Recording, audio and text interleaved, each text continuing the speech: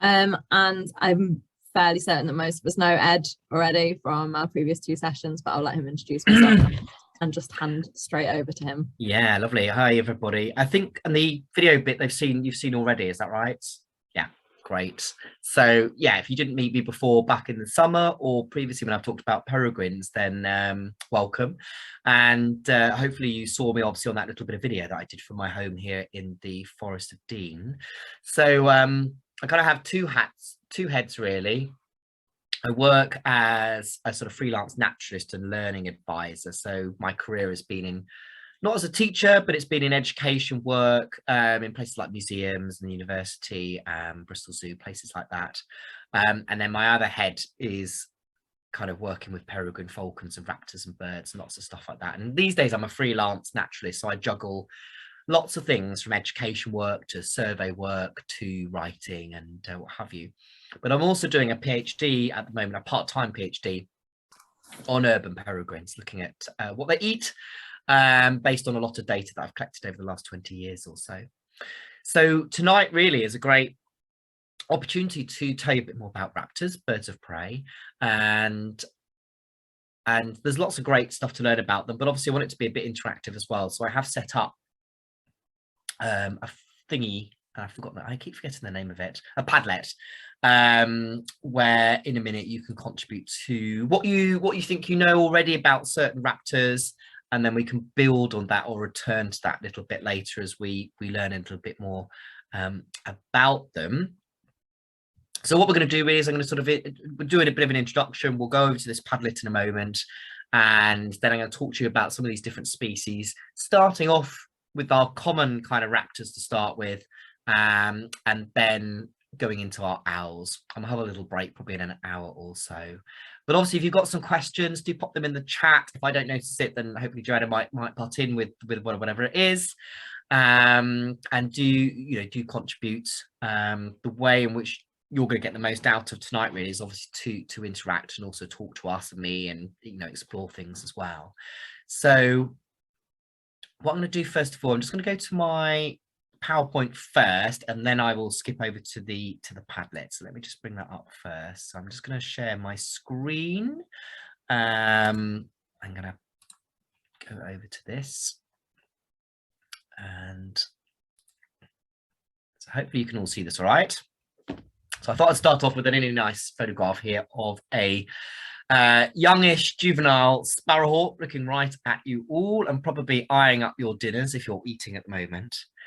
And something else I didn't mention also was that I've authored a couple of books now, one on urban peregrines, which was published in 2014, all about what makes an urban peregrine tick, but it's written for a general audience, so it's written in a very sort of accessible way.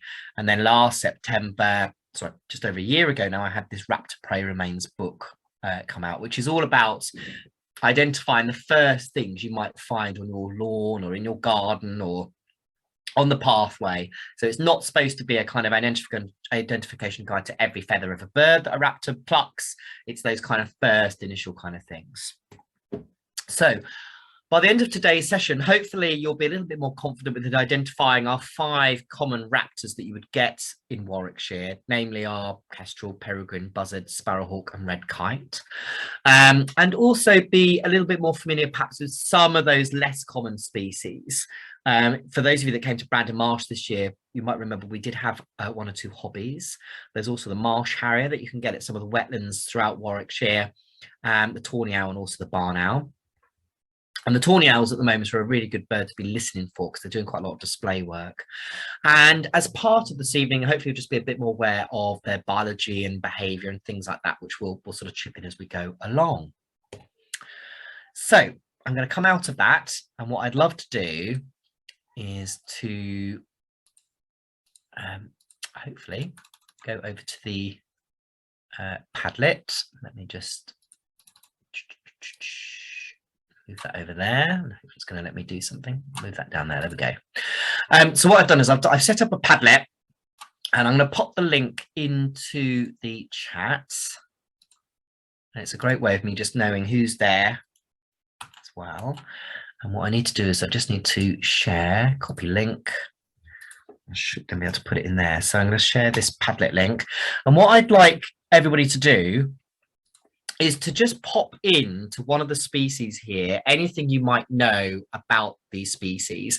If you don't know anything, just let me know in the chat. But if you know just something, whether it's about what it might do, where it might live, how big it might be, just something, it'd just be great to just get a little bit of an idea of what you might know at the moment. And then we'll go through some of these different species. So if you go into the chat, you'll see the link to this Padlet. And then we should hopefully start to see it populate as you start writing. Now, I have made it so you should be able to edit it. So if anybody has a problem or you can't, let me know and I'll quickly change the permission, but it should let you all do something. I can see there's a few people doing stuff there, so I hope that means people are writing something. Ah, brilliant. There we go.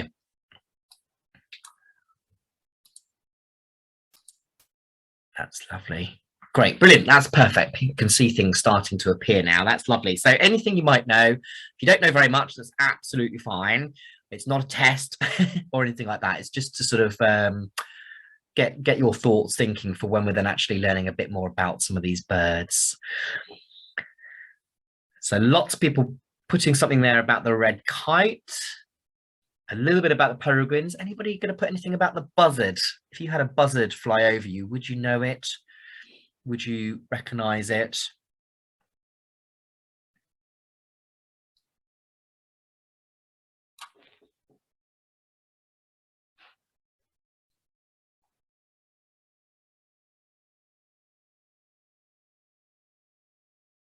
Brilliant, some nice stuff coming on here. I must just explain actually that the word raptor is used for sort of quite a big swathe of different birds of prey.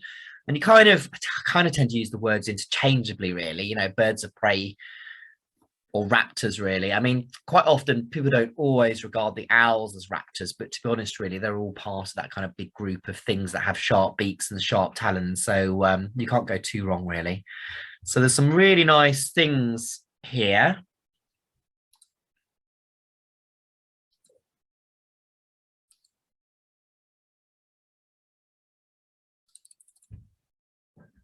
That's brilliant. All right, so let's have a little look here. So we've got peregrine, we've got some that live in Leamington Spa, that's correct. And actually over the years, peregrines have used other buildings in places like Coventry and Warwick. I don't think they nest on either of those buildings at the moment, but they certainly do sometimes use them in the wintertime. So if you're around the centre of those towns or cities, it's worth keeping your eyes peeled for peregrines across different parts of Warwickshire. They nest on churches, high buildings, and they are a very nifty fly, you're right. Generally, in kind of level flight, a peregrine's flying at about 60 miles an hour, but they can reach over 200 miles an hour. And theoretically, they can fly over 250, but I think generally they're more around the 100 miles mark. Kestrels, very much your hovering bird that you'll often see by the motorway. If it's small, and then if it's big, it's going to be a buzzard. They can hover as well if there's a good breeze. Commonly seen raptor, they soar on thermals, very good. Sparrowhawk, our smallest raptor, not quite our smallest raptor. Our smallest, don't worry, that's fine, Ed, if you can't use it. Our smallest raptor is the, you can always put something in the chat, by the way. If you can't use the Padlet, you can always write something in the chat. Our smallest raptor is in fact the merlin and the little owl. The little owl's a non-native bird to Britain, but the merlin is native, so it's the merlin. But a sparrowhawk is still pretty small and thin and what have you, and the males are perhaps can be a little bit smaller than a kestrel, I think. Yeah, they do behead the prey. They'll often eat the brain, sorry for eating, and they're obviously the bird that you're mostly going to get in your gardens. And then the red kite, yeah, large population, probably perhaps the largest population in the Chilterns, really. They've got those forked wings, forked V-shaped tail and what have you. And you're right, successful reintroduction, not just in Wales, really, but more so across other parts of the country. So red kites have been reintroduced in Scotland and the Chilterns and around places like Leeds, for example. Excellent. So that's a really good start. And what we'll do is we'll come back to this a little bit later and see if there's things that you can actually add to this Padlet. What'll be really good now is in the chat. It'll be really great if you could pop in the chat anything you particularly want to know about raptors tonight. So perhaps have a little think And while I'm just going back to the presentation, just have a little think. Is there anything in particular you'd like to learn about them? As I say, these are the 5 most common, and depending where you are in Warwickshire, different ones of these birds might well be your most common. If you're living more in rural parts of Warwickshire, then the buzzard, the kestrel, the red kite may be your more likely birds of prey that you spot. But if you're in the middle of a town or city in Warwickshire, then perhaps your peregrine or sparrowhawk actually might be your most likely bird that you'll see. So let's pop back to the presentation. So here we have a bird of prey. Many of you might know what this one is. But when you see a bird of prey in flight, what are your first thoughts? Are they dread? Are they excitement? Are they thoughts of whether you know what the bird is? So in the chat, can you write something, if you're able to, what are your first thoughts when you see a bird of prey with regards sort of thinking about identifying it or knowing what it is? What sort of goes through your mind before I sort of talk a bit more about the sorts of things to be looking for? What sort of things might you be looking for if you see a bird of prey, or you know what a bird of prey looks like and you see it going overhead?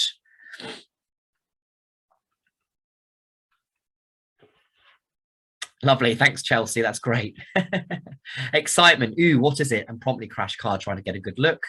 Number of times I've seen, we see a lot of birds of prey from the sides of the roads, of course. Ed, they're amazed watching them fly, their flight patterns, excitement. And I think we get very obsessed in Britain. I'll talk while you guys are still writing some things. We get very obsessed in the UK, I think, about having to identify something. And actually what a lot of you are putting there is about excitement and elegance, things like that, really. And the fact that sometimes it's just nice just to look at these birds, even if we don't quite always know what they are. But of course, it is nice to be able to clinch that identification. And hopefully through tonight's talk, we can actually do that. That's nice there, Elliot. Yeah. Oh, well, what is it? Normally a buzzard. But actually, it's good to be familiar with things like your buzzard, because then if you get something different, you know then that it's something different. And then you've got that kind of challenge of trying to work out what it actually is. And Joanna's sort of put it there as, looking at the wing and tail shape, which are really good kind of clinches of what these birds are. So the one in the picture here, I haven't written what it is. I haven't quite said what it is yet. What's this bird in the picture? Just looking at its shape, there's probably almost too much detail here. It's probably might be a bit too easy for some of you, but what's the bird in the picture? Yeah, it's a peregrine. Could be a male peregrine, could be female. It's quite chunky. Female peregrines tend to have quite a wide chest. So this one might actually be a female, but to be honest, really, unless you've got them side by side, sometimes it can be quite tricky to tell. But in essence, the key thing is that when you see photographs of birds of prey like peregrines, like you can see in this photograph here, you don't see this detail normally, even through binoculars. I often spot peregrines over the Severn Estuary flying, and I never see them in this detail from a distance on a reasonably cloudy day like today. So instead, you're often going on size, but size can be quite subjective. So you're often trying to see whether it's next to something else, like a herring gull or another bird of prey or something like that, to get some size. But as Joanna was talking about there, really, you're sort of looking at the wings and the tail, really. So here with the peregrine, for example, it's got these very long pointy wings, and its tail is quite sort of square shaped, but it doesn't look long like a kestrel. So if you saw a kestrel in flight, for example, which also has long pointy wings, a kestrel has a very long straight tail, whereas proportionally it's much shorter in the peregrine, for example. But if you do get a good view, then you can also see this wonderful dark head of the peregrine.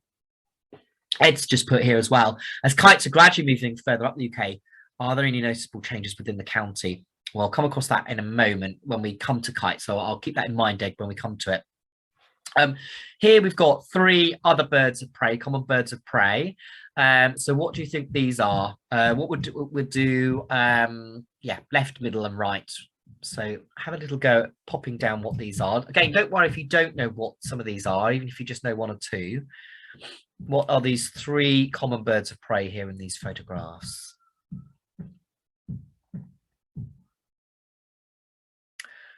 Yeah, you're right there, Abigail. So you've got a sparrowhawk there on the right. Yeah, you're right there, Chelsea.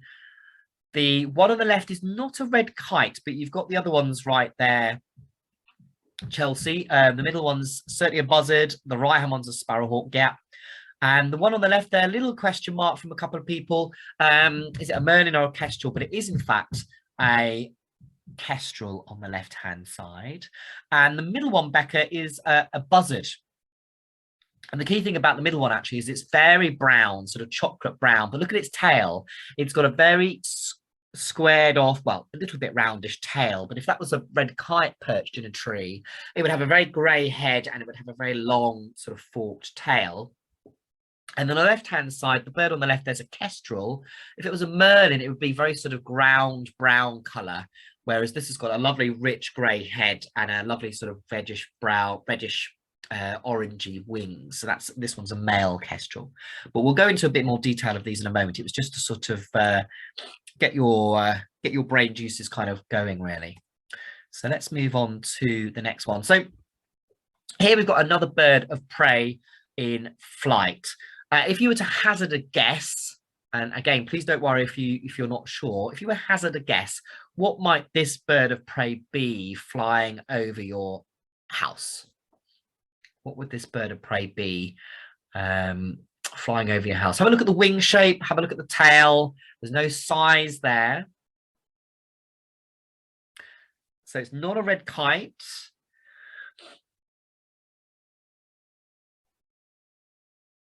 A few different ones there. Could it be a hobby? Could it be a buzzard? Could it be a sparrowhawk? So this bird is in fact a sparrowhawk. It's a sparrowhawk, but those of you who said buzzard were along the right lines in the sense that I suspect you might have said buzzard because it's actually got these very broad wings, and that's very typical, of course, of something like a buzzard. Although on a buzzard, it's even more sort of oblong shaped, perhaps, than this one here. But importantly for this bird, it has quite a long tail. And again, a little bit almost like the difference between a kestrel and a peregrine. The buzzard, although it's a bigger bird than a sparrowhawk, proportionally its tail looks much shorter. When it's flying, it almost looks very short-tailed indeed. Whereas a sparrowhawk always has a very long tail.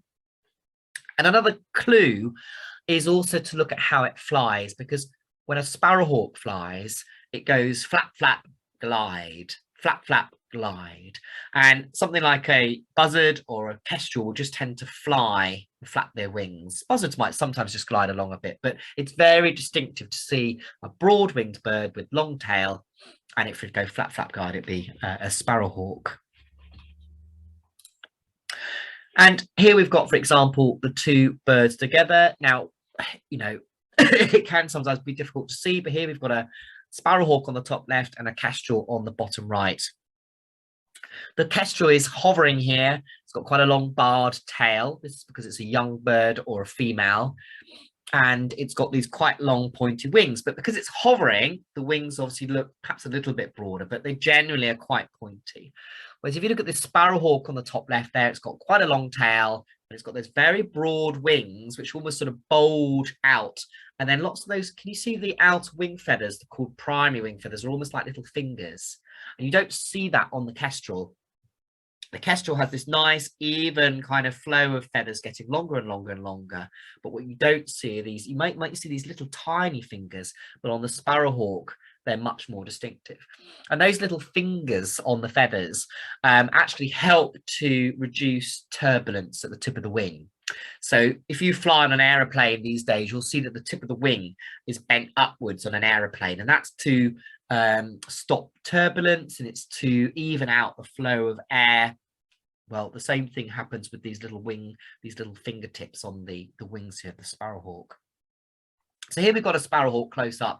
Again, you don't really get this sort of view, but it's just to show you up close, really, if you do get a good view. It's got those bright yellow eyes, those lovely long yellow legs, but look at the long tail there, those broad wings, and then those pointy primary feathers there, which don't join together, called the primary wing feathers. Now, you're more likely to encounter a sparrowhawk perhaps in your garden or in a park. Sometimes there might be a bit of commotion. I remember once when I used to live in Bristol, walking around the corner, there was this commotion from a jay, and this female sparrowhawk was basically sat on top of this jay, and the jay was calling, and the sparrowhawk was trying to kill it. It was quite dramatic, really. But obviously, if it catches a small bird like this little greenfinch, then what you may be aware of is the noise or the sudden movement away of all the other birds that might be in your garden or park. So I usually know if there's a sparrowhawk in my garden, because not because I've seen the sparrowhawk, but because I hear the birds suddenly making all these calls at the same time, lots of squeaks, lots of ticking sounds, and often they're diving away from the bird feeders to get to cover. So it's definitely well worth looking out for this sort of thing. Now, very, very rarely, people do sometimes get peregrines in the garden, but I would say 99.9% of the time, if you see a bird of prey sat on another bird in your garden, it's going to be a sparrowhawk pretty much. And you want to be looking for these very long, thin legs. Look at how thin they are. They're pencil thin legs, these orange eyes. And usually, in this case, this is a male bird. It's got this lovely orange plumage and grey head. But often at this time of year, you'll get juvenile or young sparrowhawks in the garden, and they tend to be very brown all over with these barrings. Now, I said to you that size in birds of prey can be quite tricky. Here we've got a female on the left, and on the right-hand side, we've got a male sparrowhawk. The size difference probably isn't as obvious as if you probably had them completely side by side. But one thing to be aware of is that in the bird of prey world, generally, females are bigger than the males. And we see this subtly in birds such as the kestrel and the buzzard. You almost don't notice a difference at all. But in other birds of prey, like the peregrine falcon and the sparrowhawk, the difference is much more marked. And this is all to do with, it's thought to be to do with sexual selection, where the males are potentially choosing bigger females so that they are producing bigger eggs and bigger young and healthier young, and all this sort of stuff. But it may also be to do with partitioning of food, that the females have evolved to take larger prey, more wood pigeon sized birds, and sparrowhawks are taking smaller birds. And I think there's a bit of evidence really for both of those sorts of things going on. And it may well be a blend of the two. And here we've got some little baby sparrowhawks. I ringed these a long time ago, actually. I think back in 2000 or so, about 20 years ago or so. But they start off as very lovely little fluffy chicks. And although sparrowhawks are quite shy birds, they will sometimes nest quite close to people. These were actually in a tree in the University of Bristol Gardens, Royal Fort Gardens. And I know that this year, a pair of sparrowhawks nested in a tree very close to Bristol Royal Infirmary Hospital. So they will nest quite close to people, even if you don't always notice them. And then when they become sort of teenagers, half-fledged, this is what they look like. Still very cute, I think.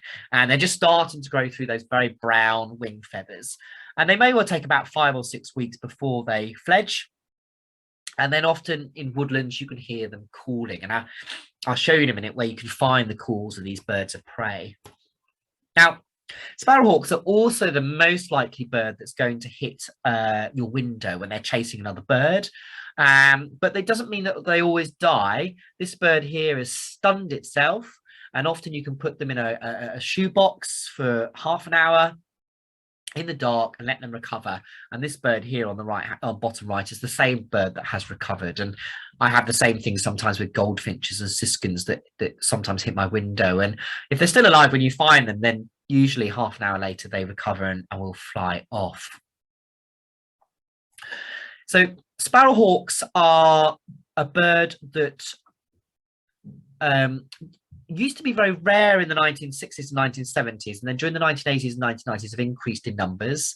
The reasons that most birds of prey were rare during the 1950s and 60s is because there were chemical pesticides being used in the countryside, DDT and their derivatives, that caused both their prey and the birds themselves to die, and also lay very thin eggs that broke under their weight. Once that was banned, from the early 1980s onwards, sparrowhawks, peregrines, lots of other birds of prey started to increase in numbers. But just in the last 5 years or so, we've started to see a bit of a decline in Sparrowhawks across England. And the thinking is that it may be related to, there could be a couple of reasons. One of them might be disease, because there's quite a lot of birds out there, particularly finches at the moment, that are suffering from diseases such as trichomoniasis, which is a parasite that infects finches, for example, and causes them to die. And this can be passed on to birds of prey when they eat the infected birds. But another thinking is that it might also be that because of the effects of intensive agriculture, many of our fields and countryside don't have any birds in them, or have very few birds in them. And so it might be that actually there's just not enough food for sparrowhawks, and so their numbers are starting to go down.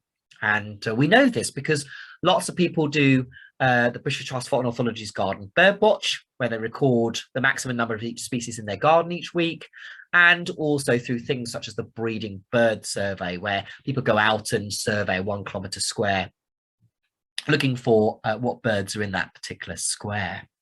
Now, I mentioned about the sounds of birds. I want tonight to be stimulate lots of different senses. And there's a great website. Now, if you go onto a website like the RSPB's website, for example, and look up Sparrowhawk, it will give you a clip, which actually is embedded from Zeno Canto, but it will only give you one clip. And often when you hear birds, including birds of prey, you want to hear a range of different sounds to really clinch your identification. So the great thing about Zeno Canto is it's a community-led website where people from all around the world input their sound recordings of different birds. So for example, if I put in Sparrowhawk, let me just move my menu. If I put in Sparrowhawk up here, now it has birds from all around the world. So what you might see are all these different sparrowhawks coming up. So if you're not sure, try and look up the Latin name of sparrowhawk, or I think if I put in Eurasian sparrowhawk, it brings that up. But anyway, either works. And then when you click on that, it brings up lots and lots and lots and lots of different recordings, which is rather clever. And you can then play these, and hopefully you can hear it. Let me just, takes a bit of a moment to come through sometimes.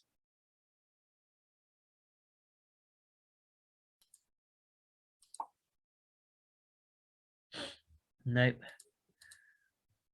Sometimes it takes a moment to sort of download and then play, but if it doesn't play, this is a great website to go to. And if you look here under type, it gives you what the call is. And if you become familiar with the begging call of the sparrowhawk, and you have a woodland near where you live, or a parkland, then actually in July, August time, you may well hear the young sparrowhawks calling around you. And when I was growing up, I grew up in Surrey, I often heard young sparrowhawks calling and kind of begging. I never saw them. They're very difficult to see. They stay high up in the trees, but it's a really good way of knowing the presence of these birds. For some reason, it's not going to play the sound, but it should work on your computer. Sometimes it just takes a moment to kind of come through, and it might be because I'm using quite a lot of bandwidth here. So that's a really good website to listen to the sounds of these birds.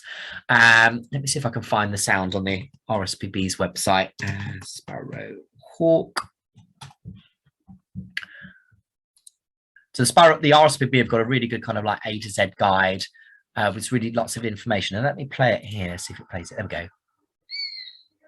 Can you hear that okay, Joanna? Yeah.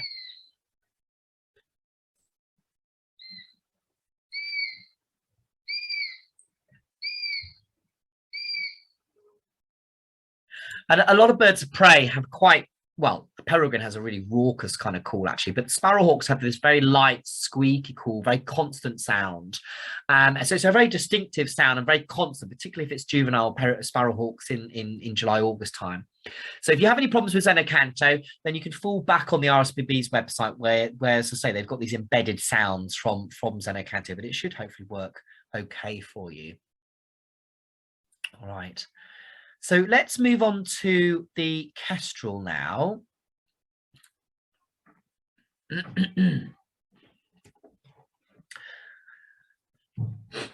So which one, from what I've mentioned so far, which of these birds, oh no, I can't do it because I've written it down. It's all right. I was going to test you to see which one was male and female, but I've actually written it down, so don't worry about that.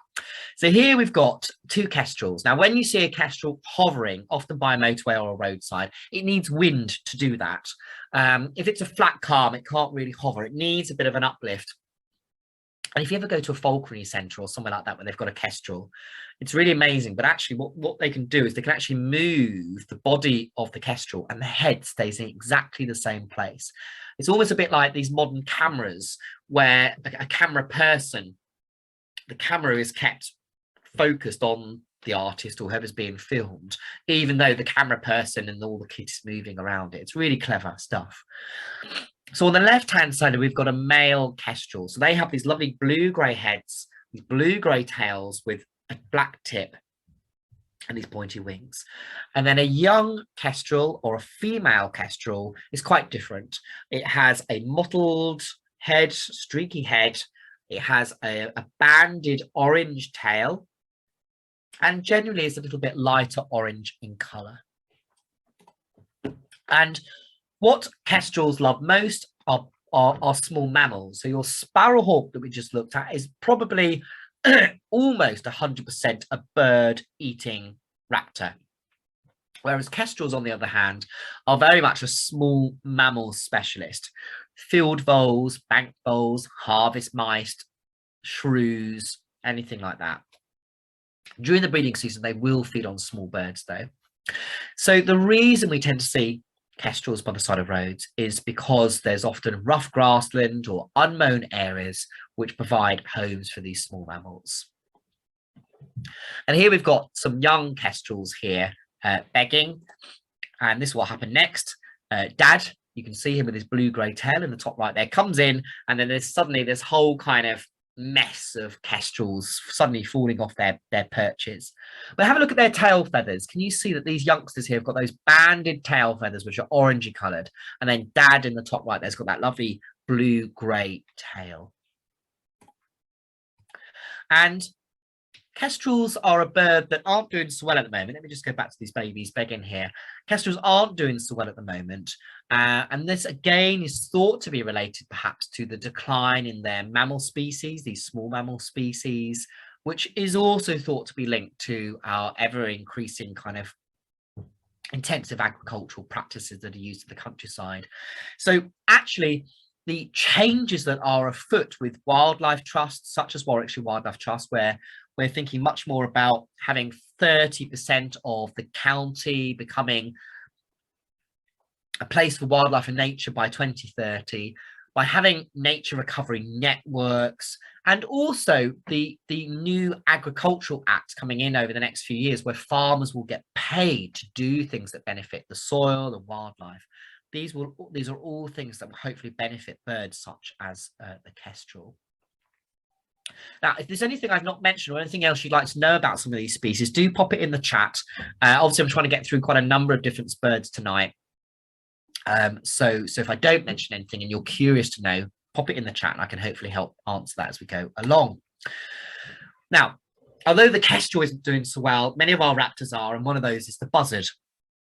And when I was a teenager, 25 years ago now, buzzards were very rare across the central and eastern parts of the country. Now, they're probably a familiar bird to some of you, and they now pretty much breed in all English counties, which is really remarkable. Up until that DDT era in the 1950s, 60s, they were pushed right back into parts of Scotland and Wales and southwest England. And then gradually, they've been able to spread across the country through their recovery.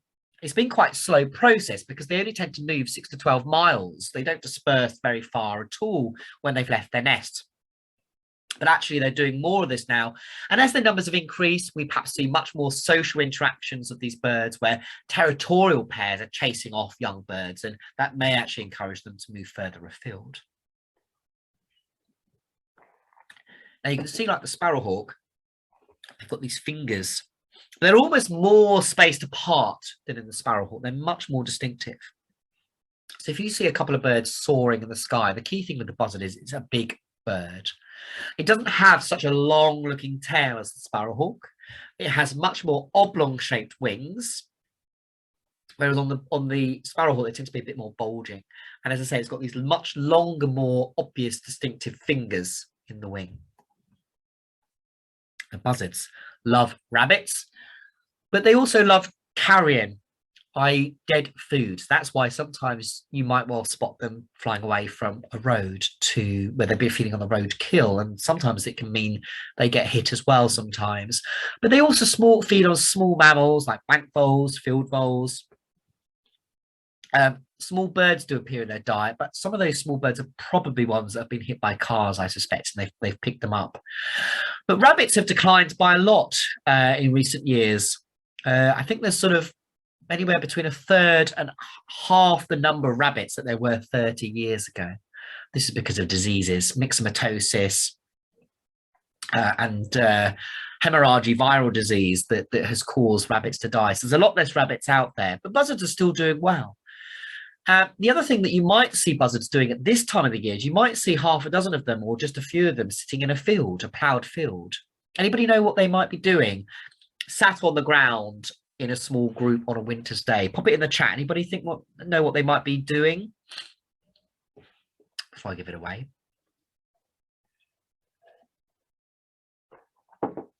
Yes, Elsbeth straight in there with eating worms. They are. So the buzzard is a very successful predator, but at this time of the year, it's very much a worm eater, particularly when we have this mild, damp weather that we've been having. It hasn't been too cold and frosty or snowy. Now, in many parts of the buzzard's range, they're highly migratory. And in fact, the buzzard in the UK is very unusual in that it doesn't really migrate at all. But if you go to places like Falsterbo in southern Sweden, you can see thousands of buzzards migrating through on migration. And if you go to Eilat in Italy, in Israel, in October time, September, October, again, thousands of buzzards migrating over to escape the cold north. But because we've got very mild, wet winters in Britain, the buzzard in Britain doesn't have to move at all. So it's pretty sedentary, which is unusual for its species across its range. So this is how you might often see a buzzard. And as I said, the key thing about it is it's a big bird. You know, if you imagine a carrion crow, a male carrion crow may well be about that sort of size, but usually bigger, often perched on a post or a fence post or in a tree. And Becca's just asking, do they nest in the same place every year? So yes, they do. I mean, pairs will use the same nest, but often in a buzzard's territory, they will often have several nests to choose from. So I've got a pair that nest probably about 200 meters from my house, and they tend to alternate between a nest in an oak tree and a nest in some other trees on the other side of a plantation where we actually live. So they tend to sort of alternate between the two, and you don't really know which nest they're in often until they're either incubating or they've got chicks. But yeah, a little bit like eagles and peregrines, they do have their favorite nests. So hopefully here you can see just how well buzzards have been doing. This is a map showing you their increases since the sort of 1960s and 1980s. So there's some big red triangles here, which are their increases since the 1980s, and then the smaller upward pointing triangles are since the 1960s. So basically buzzards are doing really well across the country, and the pink, the sort of overall pink color is where they were during all of that time, and then the triangles are where they've been. So this is a remarkable story. You know, we hear a lot of negative stuff about raptors and birds of prey in Britain, but actually this is a real success story that, thanks to their protection from the Wildlife and Countryside Act in 1981, thanks to, you know, stopping having pesticides out there that are causing them to die, and also just a change in attitudes socially, although we still have issues with illegal persecution in parts of the country. You know, this is a real success story and something to be celebrated, really. Here we have some baby buzzards. Generally, they have 2 or 3 chicks. Very cute, aren't they? You can see that there's various remains of rabbits in the nest here. And anybody know what the greenery in the nest might be for? So this is quite common. We often see this in buzzard nests and goshawk nests, and also starlings do this as well. They bring greenery into their nest, but why do they do that, do you reckon? Anybody got any ideas?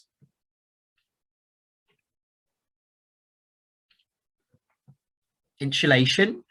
It's not thought to be insulation, but it's a good offer. Anybody else got any ideas why they might put greenery in their nest?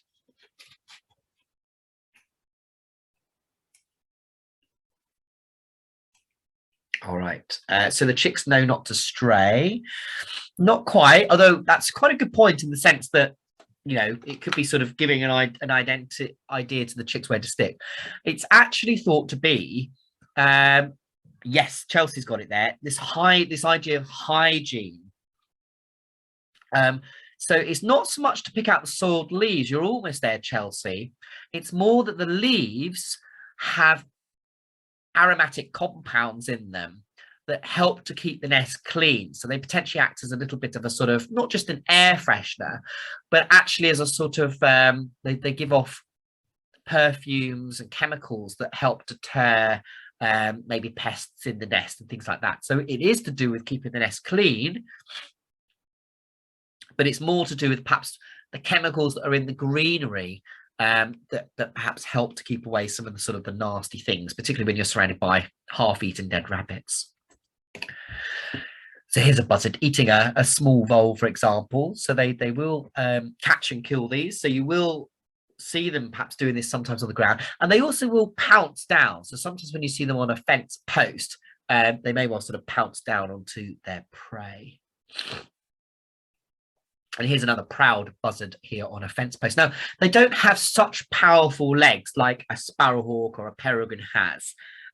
They tend to have much smaller talons and feet compared to those birds, because of course they're not doing quite as much. They're not actually having to fly and catch their prey in the same way that perhaps a bird predator is. Talking of which, here's our peregrine falcon. And the Peregrine Falcon really is a great success story in the sense that, again, 30 years ago, they were very rare in towns and cities and also inland quarries. If you go back to the 1930s, 1940s, they were very much sort of coastal birds. They were very much sort of rocky, craggy birds that, you know, living in middle of Wales somewhere, or Dartmoor or Scotland, somewhere like that. And when they recovered from the effects of DDT and they became better protected in the 1980s, as their population grew, they started to come to inland quarries and urban locations like Leamington Spa, for example. And we don't quite know why. I suspect it's mainly to do with the fact that a lot of those rural haunts really just became saturated. And so it was the next best thing for these birds to actually move into new places. And I suspect that actually peregrines have never been as common as they are now. So there's never been that opportunity for the peregrines to explore these different new habitats. So if you look here again, another one of these maps here, you can see there's a lot of upward pointing triangles showing you how well peregrines are doing across the country, really. And since this was actually done in 2011, 10 years ago now, I would say that there's probably going to be much more of these upward pointed red triangles in East Anglia and Northern England. If you look up though to the Shetland Islands and Scotland and parts of Northern Ireland, you see there are some downward pointed triangles, and this is where peregrines are not doing so well. This is in rural areas where perhaps there's habitat degradation, there's illegal persecution, and also declining prey species. So again, a really great success story across much of Britain, but we can't be complacent. There's still issues for the peregrine in some parts of the UK. Now, for those of you who have spotted a peregrine in somewhere like Leamington Spa, if you were to see it again tomorrow, what would you say is the clinching features that for you makes a peregrine stand out against the urban gulls or the crows and things like that? Pop it in the chat if you have an idea. What, for those of you that are maybe familiar with peregrines in Leamington Spa and other places, what is it for you that helps you remember or be able to identify it perhaps more confidently? I'm just going to have a swig of water while perhaps you have a little think.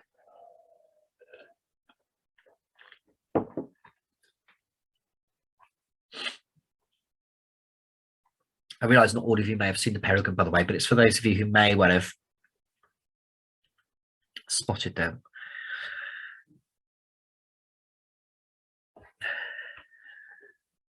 Ah, that's an interesting one there. Yeah, Amanda's saying there about their effect on other birds in the area. And by that, I suspect you mean by that things like the crows making quite a noise. The urban gulls, like herring gulls, will often start making a lot more kind of squawky behavior, noises, and things like that. Anything else? Anybody else want to add? Yeah, Elliot's so perching up high, the striped grey chest seem hunched. You're absolutely right. I mean, you know, I'm very good at sort of spotting peregrines from a distance these days because you've got this very upright bird, grey bird, often if you're seeing it from behind, just sat, you know, on a church, on a pinnacle, on a gargoyle or something like that. This very distinctive thing. And of course, unlike something like a carrion crow, they're not jet black. You know, they're a much lighter colour bird. Anybody else want to add anything else? Don't worry if there's nothing else to add. It was just a... All right. So, well, yeah, you can see from this image here, for example, we have the peregrine. It's still got quite a sort of chunky tail, but not that long like a sparrowhawk or anything. But it's got those long pointy wings. But look, you don't have those long, big fingers that you see in the buzzard and the sparrowhawk. You just got very little subtle ones. So you don't tend to notice those fingers at all. You just notice these long, pointy wings. And here we've got some young peregrines and a classic kind of eyrie, a classic cliff nest, for example, at about 3 weeks old. And here we've got them on an urban location. This is in Cheltenham, for example, in Gloucestershire, where the chicks are about 2.5 weeks old or so. And one of the reasons they're doing so well in urban locations is because of nest trays, like we have in Leamington Spa, where the birds tape to these nest trays. They need some substrate, they need some gravel that they can nest in. And if they don't have that, then very often they won't nest on a building. So they can show lots of interest in a building like a cathedral, but unless there's actually a nest tray with some substrate there, they won't always tape to it. One thing I've been involved with is colour ringing these birds at 3 weeks old and looking at where they travel to. So in this photograph here, you can see a bird from Bath with his rings AA. And he lived for 13 years. He died last year, sadly, in Bath, where he hatched. So he hatched in Bath, he became the breeding male in Bath, and he died in Bath of natural causes, as far as we can tell. But you can see that when you do get a good view of these birds, you've also got that yellow around the beak, and you've got the yellow around the eye, that lovely dark wing and dark facial features there. The good thing about peregrines, I would say, is that out of these 5 species we're looking at to start with, they're probably the most reliable in terms of where they're going to be. So if you know that they're on the church, for example, in Leamington Spa, and you know some of their favourite perches, the likelihood is that I would say probably 4 times out of 5, they're going to be there, they're reliable. Whereas kestrels, sparrowhawks, buzzards, red kites, they come and go, they're around, but the peregrine is always a very reliable species. And that's a really good thing to remember, that if you go to where they're known, you've got a really good chance of being able to spot them if you go there regularly enough. And sometimes they can be quite camouflaged. They can be quite well blended in. So you do have to look quite hard sometimes. And here's a young peregrine. It's a much browner bird. It has much more washed out talons and eyes and beaks and things like that. And they develop into their adult plumage over a period of about 2 years. And like the sparrowhawks, they feed primarily on birds. Now, unlike the sparrowhawk, the peregrine might be tempted to take the occasional rat or squirrel or something different, but they will feed more on bats perhaps than sparrowhawks do. So a small proportion of their diet will be bats, like nocturnal bats, pipistrelle bats, but they're very much a bird feeding raptor. This is how they can transform as well. I've got 2 chicks on the right here, one from Exeter and one from Bath, and this is them on the left-hand side. This is both now a breeding pair, for example, in Taunton. So a real transformation. And at this time of the year, peregrines are very interesting because they do something called a pattern of urbanization. So what you might sometimes find is that even if they're not breeding in certain urban locations in Warwickshire, you might find that they're often there sort of between sort of July and April time, and then they disappear. And some of those might well just be non-breeding birds. Some of them might be birds that are breeding in other parts of Warwickshire and they're using the building just in the winter time. Maybe there's more food in that area. Maybe it's just a little bit warmer. But it may also be possible that some of these birds are continental birds from maybe Norway or Sweden, and they're coming to winter in Warwickshire, and then in April time they're disappearing off to breed. They may well be in Arctic areas or high latitude areas, so they come back again in July once they've bred, for example. We don't know for sure, but we know that some Swedish birds and Norwegian birds do come to the UK, for example. And finally, on those kind of top 5, really, we've got the red kite. And look at the difference here compared to the buzzard. And I'll show you a direct comparison in a moment. But look, it's got this very delicate head, very light coloured head with this very pale eye. Look at the wings, really long fingers, but the wings aren't so box shaped or oblong shaped as in a buzzard. They're much more elongated, and but like the buzzard, they do have this big white patch on the underwing. But look at that long tail, this long forked tail. Even in a young red kite, it's quite forked. In an adult red kite, the outer tail feathers are even longer. But like the buzzard, they've got quite delicate feet, because they, again, are carrion feeders. They're often flying low and grabbing prey and flying off. They're not trying to catch live prey in the way that a peregrine or a sparrowhawk does. And here, for example, is a colour-ringed bird which has picked up some scraps of flesh. And you can go to red kite feeding stations in parts of Wales and actually see hundreds sometimes in the winter of red kites coming down. But look at that very pale eye. A buzzard doesn't have such a pale eye. It's got that very pale head and these very long tail feathers. Remember, in the buzzard, the tail's quite short in proportion to the size of the bird. So some good features there. And here we have the buzzard and a red kite together. Look at the difference there. So you can see that although these birds are probably similar size in terms of their body mass, can you see how much longer looking the red kite wings are? And they've actually got more distinctive fingers and perhaps a more contrasting color underneath. So although the buzzard does have this kind of pale panel, if you can see my cursor here, it's got this pale panel here with some little dark patches. It's much darker and more contrasting in the red kite. And look at the tail. The tail's quite short looking in the buzzard, but on the red kite, it has all these prongs on either end there. So quite some distinctive differences there between the two. And what's been happening with the red kites really is that there was a reintroduction into the Chilterns, sort of over this way somewhere. And over the last 30 years, they've very much been breeding in very high densities over here, but slowly moving along the M4 corridor towards Bristol and Gloucestershire.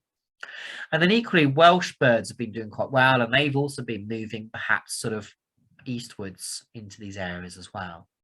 So the question earlier on, scroll back up to it, was, as kites are from Ed King, as kites are gradually moving further up the UK, are there any noticeable changes within the county, i.e. predominant raptors changing numbers?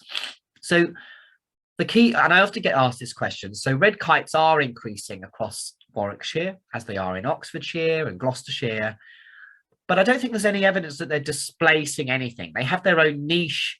So I think that just as much as you can have buzzards and goshawks nesting in a woodland, maybe not sparrowhawks, but certainly buzzards and goshawks, then you can well have red kites and buzzards as well. Because although they're both carrion feeders, they still fly and catch food in slightly different ways. So, but I think if anything, really, red kites are doing well and increasing, and part of that is because there's probably so much roadkill out there. So although a lot of our countryside is quite impoverished through intensive agricultural practices, there's still a lot of food out there for birds such as buzzards and red kites to feed on. So we're going to have a little break in a moment, but before we do, I'd like us just to return back to, I realise, Ed, you can't do this, but you can always put something in the chat, but if we can just go back to the Padlet. And I'd like you just to spend a moment or so just seeing if there are some extra things now from what you've just been learning about that you could add into this Padlet. Are there some more sort of tips that perhaps you want to share with the group that you've picked up from the last 45 minutes, 50 minutes or so that you'll remember and that you can pop down? So just give you a few moments to pop some things down. And Ed, if you've got anything, if you can't use your phone, if you maybe pop something in the chat, that'd be great.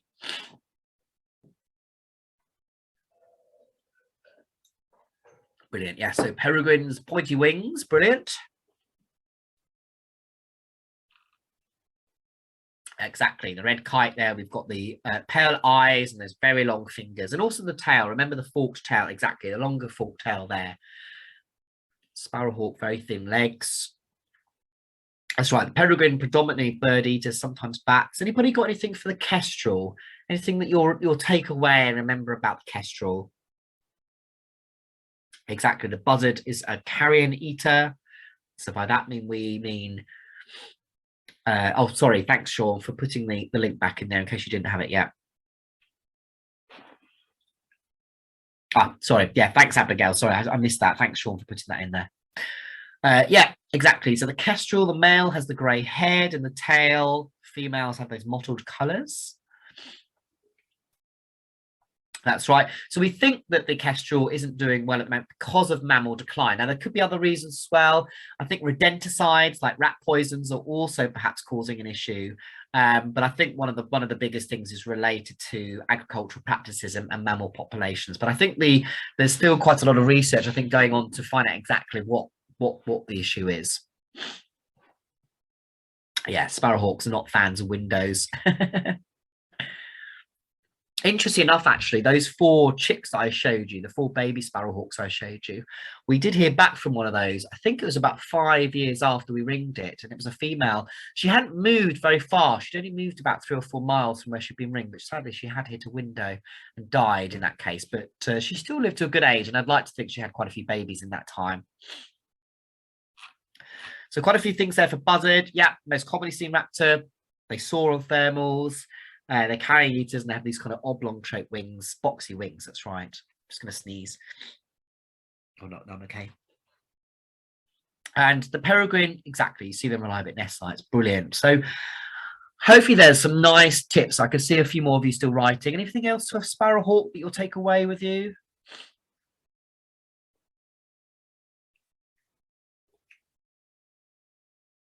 Yeah. They're not as small as little owls or merlins. That's right. And you're right. The thing with Sparrowhawks, some of you put there about the legs hanging down. Often, if they've got prey, then you might well see their legs a little bit lowered with something there in the legs. You can often see that quite well. Yep, Sparrowhawks have bright yellow eyes, and actually, if you get a really mature female Sparrowhawk, the eyes actually might be quite orangey coloured as well. But yes, they're kind of these piercing orange eyes. Whereas a peregrine, for example, has very dark coloured eyes. You don't tend to see that so much. Brilliant. So some great things there that hopefully you've all sort of picked up on. What I'm going to do is we'll have a 5-minute break. So the time is 7 o'clock. So we'll come back at, it's 19:01. So we'll come back at just after 5 past. Got some nice questions here as well. It's 19:05. So I'll just give it 1 more minute and there we go. Brilliant. So a few questions, which are really great. So how long, from Elliot, how long would you expect birds of prey to live for? And does this vary by species? Yeah, really good question. So, I mean, peregrine falcons generally live for maybe 6 or 7 years. But I mean, there's basically a 50% mortality after they've left their nest. So in their first 2 years, a peregrine falcon, half of all young peregrine falcons will have died by their 2nd year. But after that, mortality rate drops right away. And so a peregrine falcon, once it's an adult, has got a really good chance of living quite a few years. And there's even a record bird at the moment of a peregrine that's about 23 years old. Maybe it must be more like 25 years old now in Scotland.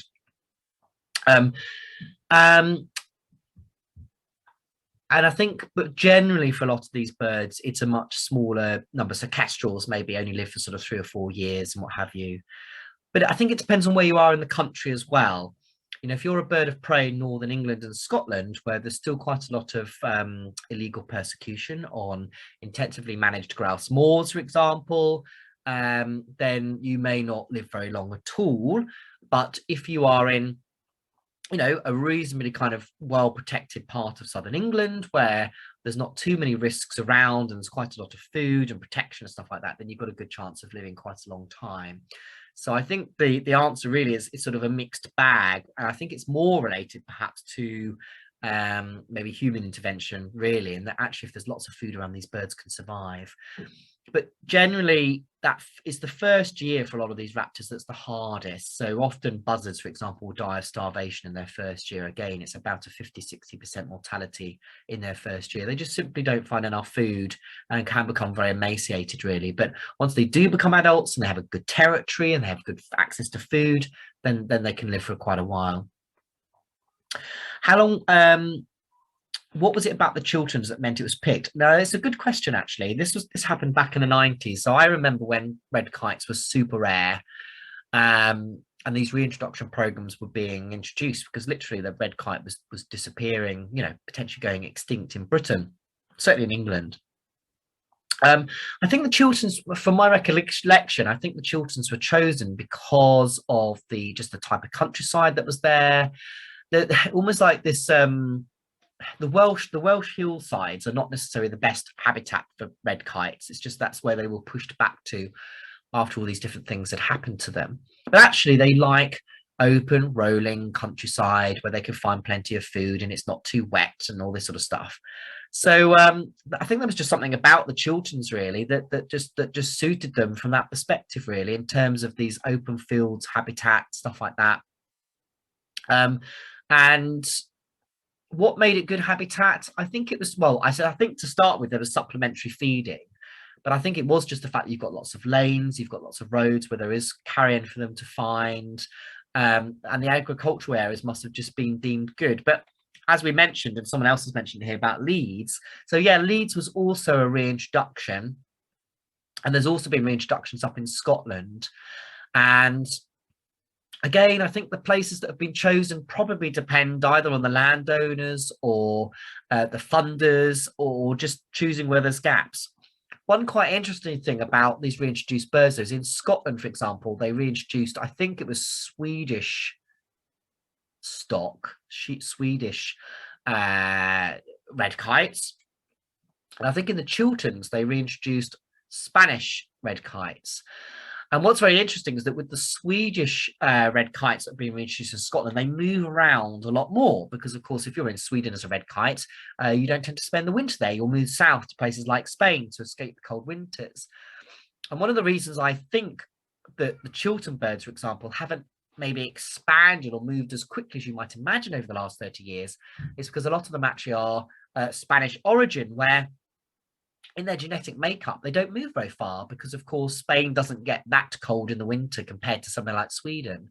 So it's really interesting that as part of this reintroduction programs, we've seen quite a difference in behavior of what these birds do, depending on where they've actually been sourced from. But goodness, yeah, I remember it all when I was at school, you know, all those years ago, actually. And I'm just trying to remember now exactly why those places were chosen. I don't know 100%, but you know, reintroduction programs are not done on a whim. So a lot of consultation would have gone on with landowners, making sure that there's plenty of food. And in this case for red kites, we are talking about carrion, we're talking about supplementary feeding, but also potentially you know, there being plenty of things like rabbits around, small mammals around, that sort of thing, really. But also sort of country areas where you haven't necessarily got, you know, lots of big motorways. I mean, they do very well along the M4 corridor now, of course, but what you don't want are the birds coming down onto carrion and they're getting hit. So you want probably also rural places where, you know, the lanes and stuff are, I guess, fast enough for roadkill, but not so fast that the red kites themselves get hit. So some great questions there. Just going back to Xenocanto, I managed to get the sound working now. So I was talking to you about the begging call. So when you go into woodlands around Warwickshire, listen out for the begging call. And here it is, actually. I'm going to play it for you now.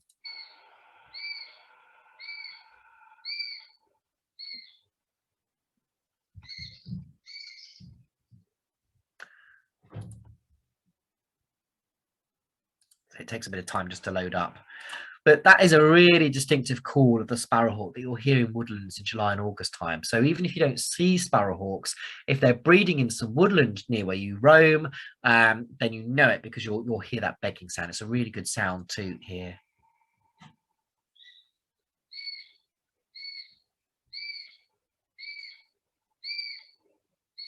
And there's pages and pages here of begging calls and other calls of sparrowhawks for you to explore and enjoy.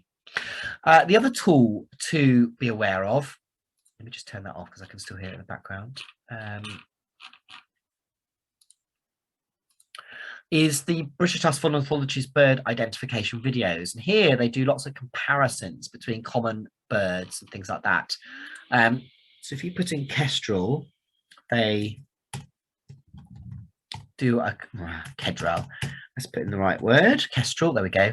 They bring up, there's a little kind of timer, and it brings up identifying hobby and Kestrel, and identifying Kestrel and Merlin. Now, seeing as the next bird we're going to go on to is hobby, I will play you a little bit of the hobby and Kestrel to give you a flavour of the videos and what they're like. So let me just bring it up. And these are really good kind of 2 or 3 minute videos that just give you some of the healthy kind of tips that I'm talking about today. So let's just bring that up bigger. During the summer months, lowland resident kestrels are joined by hobbies, arriving from their African wintering grounds. Once considered a rarity of southern heathlands, hobby numbers have been increasing, and it is now encountered in a wide range of habitats in lowland England and Wales, with small numbers in Scotland. As is so often the case with raptors, we rarely see the birds well enough to rely on fine plumage details for identification. So how can we separate these similarly sized birds of prey? Kestrel is perhaps one of our most familiar raptors, small and elegant. It is found in a huge range of habitats, including farmland, villages and towns, but it generally avoids heavy woodland. Kestrels are often encountered hovering, and in Britain and Ireland, this behaviour immediately identifies them. If you see a hovering falcon alongside a road, for instance, it is a kestrel. Kestrels prey principally on invertebrates and small mammals, and as such are sit and wait predators. If a perch is available and the bird does not need to hover, it prefers to sit out, watching for potential prey. And this means kestrels are often encountered perched out in the open, on posts, telegraph poles, dead tree snags, and even buildings and other human structures. Here, their characteristic shape can be studied. A small, neat head, rounded body, long wings, and an even longer tail. The wingtips end a long way before the tail tip. In good views, colour is discernible, and in kestrel, the key colour is a rich rufus. Females are creamy buff below and rich rufus above, both being liberally marked with dark spots below and darker and paler marks above. From a distance, males look similar, but close views will reveal the males to have grey head and tail. Both sexes have a dark teardrop mark vertically through the eye, which on some birds, especially females, can be especially noticeable. In flight from underneath, kestrels give a pale impression, except for a dark band at the end of the tail. And from above, the rufous back and wings contrast with the very dark outer wings. Again, the dark tail tip is often obvious. Many people are surprised to learn that hobby is actually a smaller bird than kestrel, but it has proportionally longer wings. In fact, the wings are longer than on a kestrel.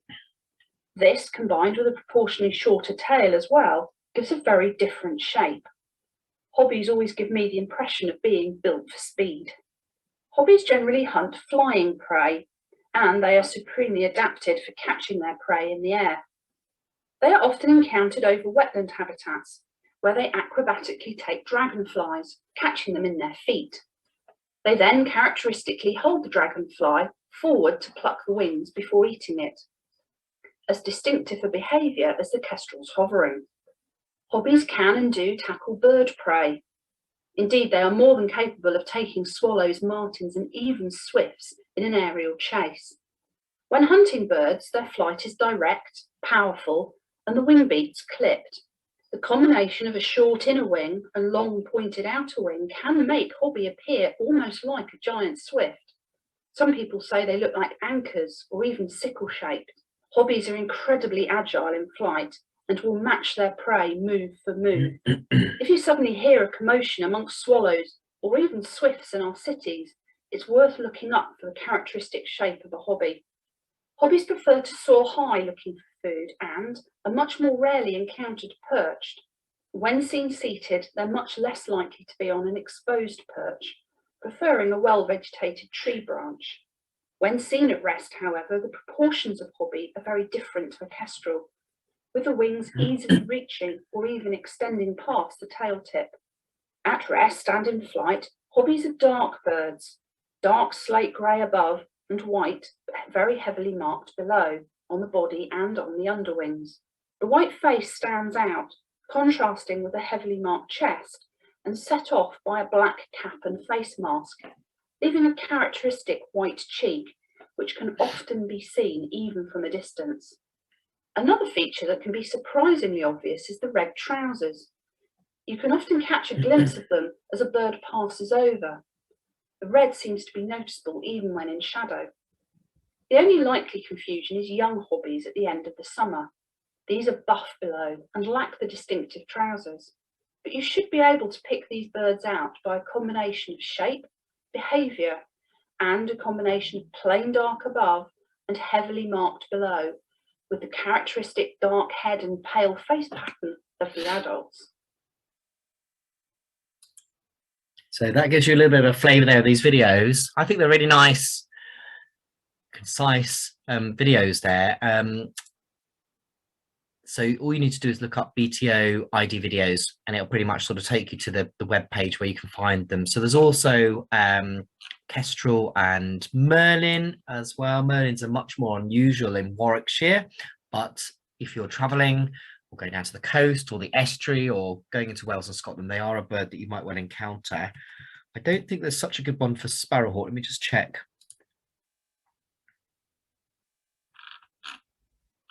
Yeah, so they don't seem to have an identification one for Sparrowhawks. It's main. Oh, why did that do that? Chuck again. Sparrowhawk.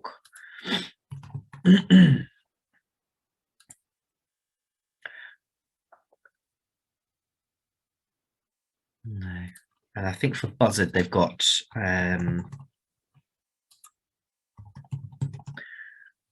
I think they compare Buzzard with rough-legged buzzard, but again, they're sort of rarer buzzards that you're not really going to get in Warwickshire. They've got identifying eagles. So if any of you going up to the Isle of Mull or somewhere, then that video is a good one because you tend to see golden eagles and white-tailed eagles on somewhere like the Isle of Mull. But I'm going to talk about white-tailed eagles right at the very end, so that's a good video to keep in mind. But also common buzzard and honey buzzard. So honey buzzard, again, is a pretty rare bird in Warwickshire, but if you head into places like Shropshire, South Wales, and head up north, then the honey buzzard, which winters in Liberia and Sierra Leone and places in West Africa, is a bird you could sometimes see in the summertime, but I wouldn't worry too much about that at the moment. It's more just to show you where these videos are. Brilliant. All right, so let's just look at the hobby again. And for those of you who went to Brandon Marsh back in May, we did see, or early June, we did see one or two hobbies flying around. You know, generally see them in this kind of detail, but I've certainly seen them on the Somerset levels, and I've seen them in the Danube Delta in Romania, where they're catching dragonflies and bringing their feet up to their beaks to feed on it and what have you. And you can see that behaviour, even with the naked eye, really, as they're feeding often overhead. And when they come here in early to mid-May, you often get a big front of these birds coming through Europe. They tend to follow migrating birds. So they winter in southern parts of Africa and then move into the kind of western horn of Africa and follow birds like swifts. So sometimes in places like the Somerset levels, you can get big numbers of these birds, hundreds, over 100 of them sometimes on the Somerset levels. But then they settle down in all their different wetlands around the country, including places like Brandon Marsh and other wetland places across Warwickshire. So as Sue said there, really, you're looking for a bird that's quite swift-like in flight. So at first you might think kestrel, but then you're looking for maybe these more pointy wings, the habitat, the fact it's not hovering and what have you. And these often can give you this, and the fact that it's got this very dark back, whereas the kestrel, of course, has this kind of reddish orange back. This is a young hobby here. So here's a swift, and here's the hobby, for example. So at first you might think kestrel, but then quite often if you're in a wetland habitat, you don't have to be though. I've seen them over Bristol before, and Sue certainly talked about towns and cities, and they will migrate over these particular locations. And here's a bird actually trying to go for a dragonfly there with those orangey legs. They tend to nest in the nests of other birds. So usually crow nests in trees, such as these young hobbies here, usually in the rural countryside somewhere. So often where you've got a nice big oak tree that a crow has nested in previously. And quite a lot of satellite tracking of these birds, particularly in Germany, but I think a little bit in Britain, has also revealed where they winter. And it's really quite remarkable. These are some German birds, 4 different colours here, and they migrated all the way down to Angola, where they wintered. And they also wintered down there with another bird called the red footed falcon, which you get in places like Bulgaria and Romania and Hungary. So both these falcons have probably evolved in the southern parts of Africa and gradually moved further north as we've gone away from the last ice age and what have you. So really remarkable journey that these birds are making to Angola. Oh, what's the desert called down that way? I can't remember the desert now. Namibia. So they also migrate down into Namibia as well. Interesting enough, they avoid the rainforest zone. They don't like that thick rainforest zone. So they actually funnel down just here into the thinnest part of it, down in sort of Republic of Congo, before they feed down here. So really remarkable. But the hobby is just here between early to mid-May and September. So it's not a bird that you're going to see at this time of the year. It is very much a strictly summer migratory bird. Other birds that birds of prey raptors to be aware of that we associate with our wetlands are the Marsh Harrier. I saw one of these today, actually, just over a small reed bed on the Severn Estuary. But if you are visiting places like Brandon Marsh over the coming months, and these are a really good bird to look for. The top left is a female, chocolatey brown, looks black from a distance. And if you see the head well, it's got this lovely cream forehead and face. The male, on the other hand, has these wonderful, beautiful blue-grey wings, black tips and a sort of brownish head. But the key thing is that when you see them flying over reed bed habitats, they tend to fly in a V shape. So at first, they can look a bit like a buzzard, but they hold their wings in a V. They're often over reed beds, and they tend to be much darker and slightly longer winged than a buzzard. They don't have quite such oblong shaped wings as a buzzard does. Here's a Marsh Harrier here, just slowly flying over a wetland. So very dark, chocolatey brown bird. And you will sometimes see these birds soaring as well, but they're feeding on water birds such as little grebes, coots, moorhens, and also small mammals such as water voles. They may well take carrion too, and you may well spot them when there's big murmurations, flocks of starlings flying around reed beds, and they may also take the odd starling as well. These birds will fly distances. We get kind of 2 things going with Marsh Harriers. Some of them stay in England all winter. Some of them migrate, and some of them migrate quite long distances to parts of Africa. I haven't got the map here, but basically a guy called Phil who tags these birds in East Anglia in Norfolk. He's had some of his birds go to Portugal, but some have ventured further south as well into North Africa and West Africa. And so they can go quite long distances. But it's interesting you get this kind of difference in migration patterns, that some of them decide to just perhaps explore England or stay in a reed bed in East Anglia still, and then some of them actually do decide to migrate south. But you can see here these 2 female birds here, they're tagged, just how chocolatey brown colour they are, with that very distinctive creamy head, so quite different to a buzzard. What I want to do now in the remaining kind of quarter of an hour, 20 minutes before we stop for questions, and also maybe do a bit more of a review on the Padlet really, is just go over some of the owls. So this is the Tawny Owl having a snooze, and at this time of the year, this is the bird that you'll probably be most likely to hear. And actually, if I go back to Xenocanto, now when you hear a Tawny Owl, the twit to wooing is actually 2 different birds. So you might well hear the male. I really hope this plays for me. Let me just see.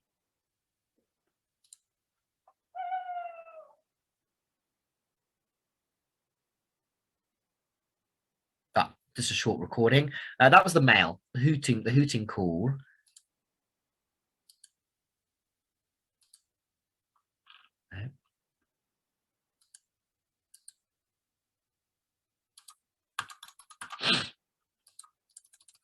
Sometimes it can be a little bit slow. So you've got the hooting there of the male going, hoo. But then what you will hear sometimes as well is the females going, kiwick, which is the kind of twit, twoo bit. So actually, if you hear a full twit, you're actually listening to, it's still just going around in circles at the moment. You're actually listening to two different birds. Oh, did that do anything then?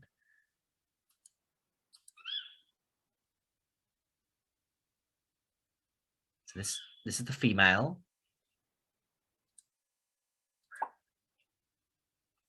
We play that again.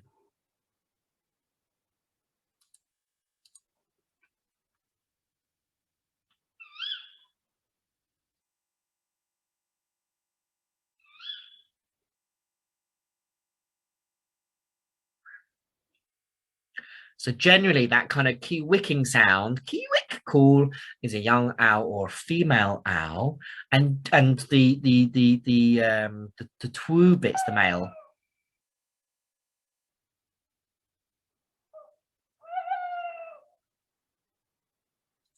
And tawny owls nest quite early in the year, so they might well start nesting or laying eggs in February, March time. So actually, despite the cold temperatures, they're actually thinking about breeding now. So you tend to get August, September time, them chasing off the young birds from that year. And then a lot of sort of pairing up and territorial stuff going on at the moment. So you may well hear tawny owls quite readily. These birds are very much feeding on small mammals, so bank voles, field voles, shrews, sometimes small birds as well. I've got a nest box in the woods right by where I am, and sometimes when you have a look in there, you can see they've been eating a small bird like a chaffinch or a robin or something like that. So they will take small birds, and they often get mobbed. So in a woodland habitat, sometimes you can hear lots of birds making lots of racket.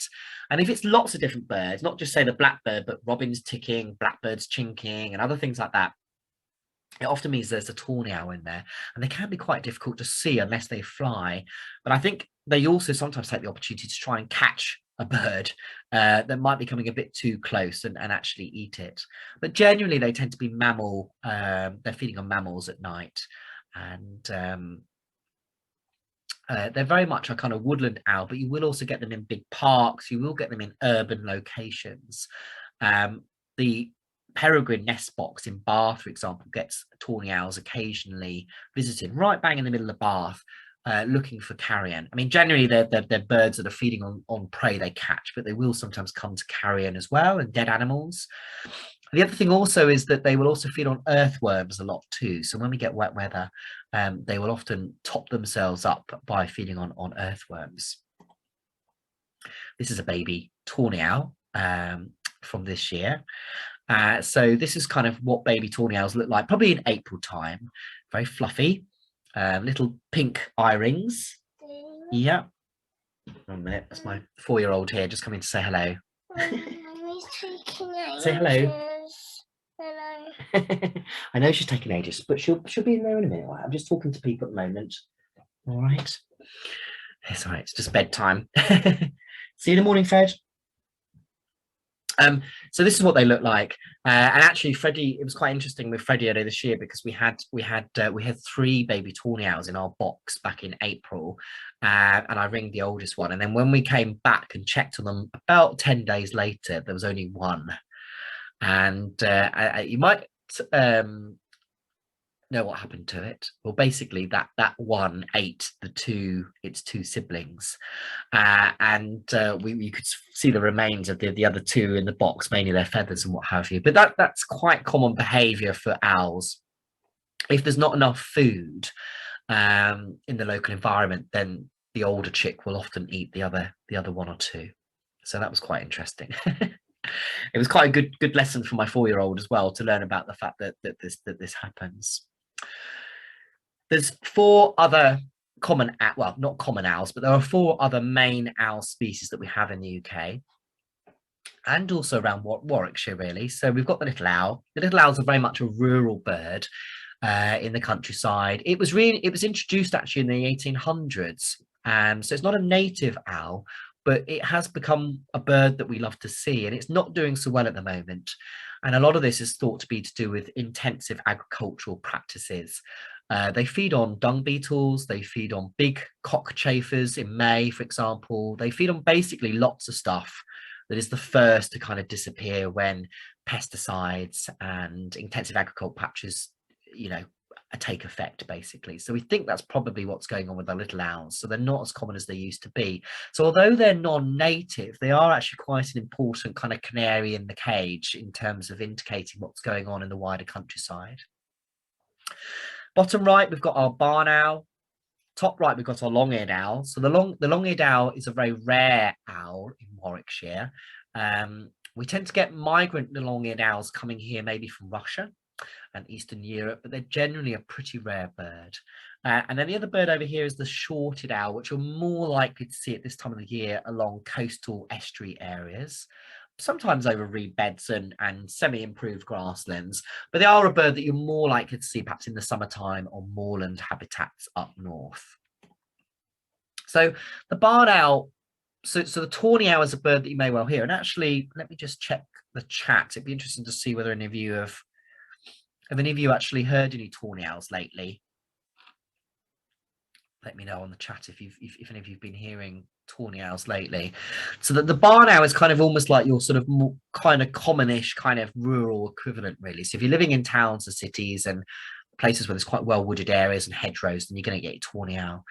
And then if you're living in more rural areas, again where you've got some quite good rough grassland, uncut field hedges, nice mature oak trees with big hollows in them, then you're very likely to get your barn owl.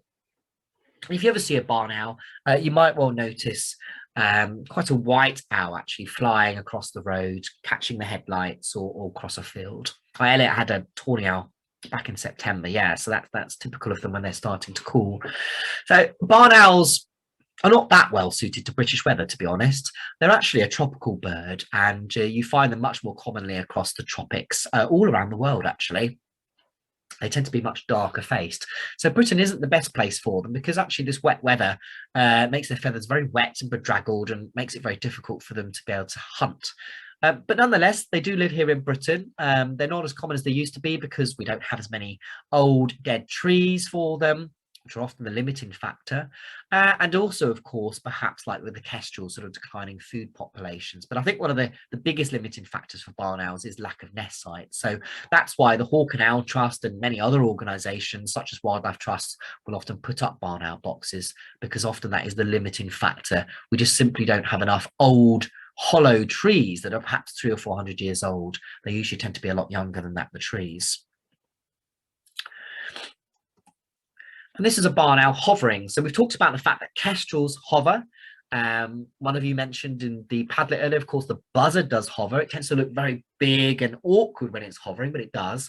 But actually, if you're around reed bed habitats, grassland habitats in the evening at this time of the year, barn owls will often come out in late afternoon, maybe 2 or 3 in the afternoon to feed. So they're not always a nocturnal bird. And you might well see them hovering like this before they pounce down onto a small mammal, such as a bank vole or a mouse or a shrew. And sometimes they do turn up in places where you might not imagine. They actually can have very big territories. This is an example near where I am. You've actually got quite an intensively grown crop of corn being grown here, quite a lot of woodland, and yet in this building in here is a barn owl box with fresh barn owl pellets. And so sometimes they will roost up actually in places where there may not be immediately the best feeding area, but they will then maybe commute or move to those better feeding areas later that evening.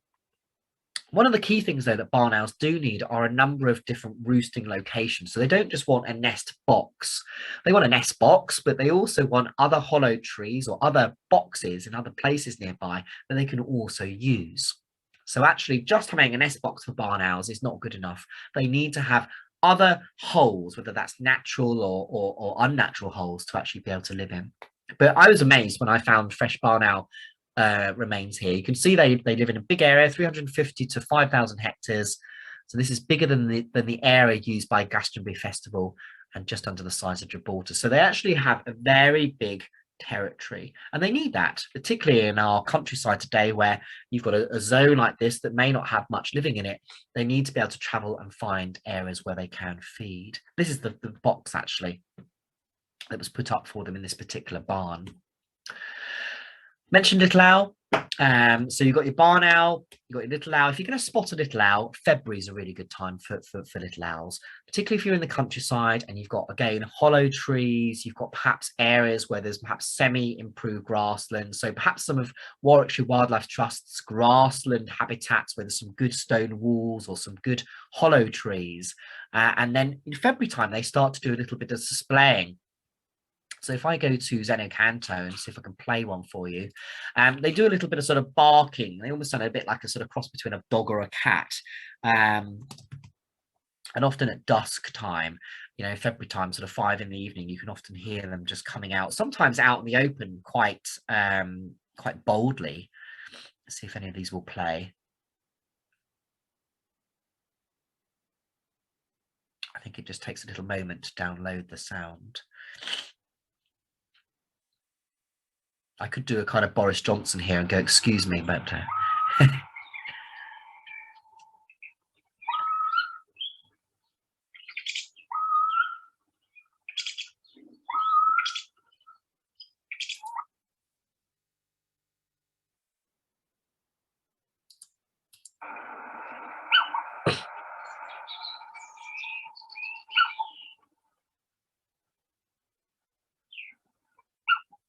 so lots of wonderful little sounds that come from the little owls. So if some of you do live in rural areas, they're still out there. And actually, a couple of years ago, when I was driving into Bristol each day from the Forest of Dean, I often saw a little owl just perched on top of a telegraph pole every day. And it's basically this small little squat bird, a bit bigger than a blackbird, but of course they're very short-tailed and very rounded little owls, just sat on top of a telegraph pole every day. So they can sometimes be quite bold birds. And so if you're in more rural parts of Warwickshire, they're definitely a really good owl to be looking out for, particularly at this time of the year and as we move into the new year. One thing to mention about owls is their silent flight. So many of you may already know this, but if you don't, they actually have these little extra kind of fringes, almost velvety fringes on their feathers. And these help absorb the sound of the flight so that these birds can actually more quietly be able to pounce on their prey without being detected. And like all birds, they do produce pellets. I mean, all birds produce pellets. Even robins and blackbirds regurgitate pellets. These are the regurgitated remains of beetles and things they can't digest. And owls do the same thing with their small mammals. They swallow a vole whole, they digest it, and then the bones and the fur comes back up again. And so actually, if you ever go into a barn and you see pellets on the ground like this, then that's an indication that you've got an active barn owl site. And barn owls are protected by Schedule 1. They have higher protection than something like all owls are protected by the Wildlife and Countryside Act, but barn owls have extra protection in that you're not allowed to disturb them at the nest. So if you do detect barn owls, then that site would be protected. And here's some pellets on the edge of a nest box down in the Chew Valley. Here we've got our shorted owl. So the shorted owls are fabulous owls to see. They often come out in the daytime at this time of the day as well, maybe 3 in the afternoon, 2 or 3 in the afternoon. And they often like estuarine salt marsh habitats, but where you've got a lot of rough grassland habitat. So they're not always coastal. If you've got places around Warwickshire where you've got some really good rough grassland, and barn owls are often known to be there, maybe somewhere like Brandon Marsh, then there's always a chance of a shorted owl being around as well. They don't look so ghost-like or so white as a barn owl. They're bigger, perhaps slightly longer winged, but they've got this much more ground cinnamon colour in their plumage and these wonderful big yellow eyes, which whereas the barn owl has very dark coloured eyes. And then I mentioned the long-eared owl earlier. This is a very rare bird from Eastern Europe. We do have a breeding population in Britain, but it's a very small breeding population, very secretive. But in the wintertime, sometimes these birds are detected hiding in bushes and scrub and things like that, but usually very difficult to actually see or detect, but worth just knowing that they are out there. It's funny though, because when you go to somewhere like Sweden, they're much more readily seen in a variety of different urban and suburban habitats. I think in Britain, we're on the edge of the range of many species of different wildlife, not just birds, but other animals as well. And I think it often means that those species tend to behave differently, or because their numbers are much smaller, they tend to revert back to their very specific habitats that they've evolved in. Whereas often when you get birds that are more common, they often tend to take up lots of different niches and lots of different habitats that they just don't seem to do when they're in much lower numbers. But there are parts of Europe, particularly Eastern Europe, in the Balkans, for example, where large numbers of eagle owls do migrate west from Russia. And this is an example where we've got all these long-eared owls, for example, perched in an urban park in Serbia. And, you know, tens of these long-eared owls will just be perched out in these trees. It's really quite remarkable and not something we tend to see in Britain. And when you see the two side by side, you tend to not notice, well, basically the short-eared owl's got yellow eyes and the long-eared owl's got orange eyes with these much longer ear tufts, which are used in sexual display and also probably help to do with hearing as well. Incidentally, the facial disc of the owl's got lots of thick, almost bristle-like feathers all around that disc, and they're all there to help direct the sound into the ears of the owl. And the actual holes of the owl, when you look at an owl skull, are in the same place, but what's different, what's asymmetrical, are the bony bits on the outside. So they have these little kind of bony bits that are in slightly different positions on the outside of the skull that help to mean that the sound gets to the ears at slightly different times, and in a very clever way it helps the owl to detect exactly where its prey actually is. A lot of our short-eared owls come to Britain from Scandinavia. And this is a really interesting example. If you look for number 1, there was this particular a short-eared owl that was tagged in Scotland. Then it moved a little bit to Perthshire. Then it visited the north coast of Scotland. Then number 4 on the left there, it nested in Perthshire. So it almost went back to where it was new, it was tagged. But then what's very interesting, this is in April 2018. What's very interesting is that it nested in Perthshire, and then over a month later, it crossed the North Sea and nested for a second time that same year in Norway. And then it wintered in Southern Ireland. Isn't that remarkable? So when you see some of these birds, such as short-eared owls, for example, whereas your Tawny Owl that you get across Warwickshire is pretty sedentary, you get these incredible movements. And another short-eared owl that was tagged went all the way to Morocco, where it spent the winter. So these are pretty nomadic owls following their food. They feed on voles, which may come and go in numbers. And so actually the short-eared owl has to be quite a nomadic bird that's following its food. And if that means migrating between Scotland and Norway and Sweden to breed, then so be it. And it probably did that to find a better food supply, I suspect. But remarkable, isn't it? That's just it in a bit more detail, so we won't go to there. But this is the example of a bird going from Scotland all the way down to Morocco. So really cool, really cool. So genuinely our short-eared owls coming here from Scandinavia. We do have breeding short-eared owls in Britain, in Scotland and Northern England, but we do get a lot coming here from Scandinavia. And then if we do get long-eared owls, they tend to be coming from Russia.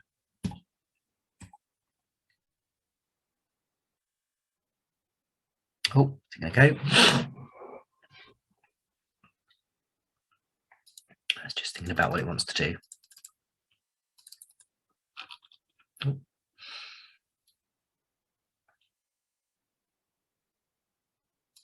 I'll just stop the share for the moment and then go back to it. That's it. So what I'm going to do is just go back to the screen share. Hopefully that's going to work again. Yeah. All right, let me just go back to, can you see again? I think, just go back to Zoom. All right, share the screen again. There we are.